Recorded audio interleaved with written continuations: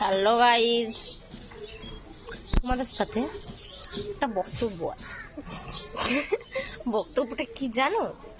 তোমরা কি জানো গাইজ বক্তব্যটা কি?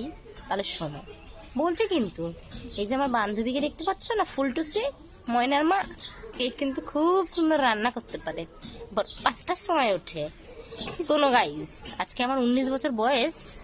আমি কেন বলো তো বিয়ে করি না? কারণ জানি আমি আমার স্বামী আমাকে ভোর 5টার সময় উঠিয়ে রান্না করাবে, এনে মেনে মেনে মেনে মেনে বাসন মাজাবে। তাহলে আমি কেন সুখে থাকতে হবে? ভূতে কিলাবে। আমি এই যে বাড়িতে 1টার সময় ঘুম থেকে উঠেছি, সমাজ কি মেনে নেবে? না আমার দজ্জাল শাশুড়ি মেনে নেবে? তাহলে এমনিতেই আমার শাশুড়ি, ননদ, বর, শ্বশুর, ভাসুর সবাই দজ্জাল।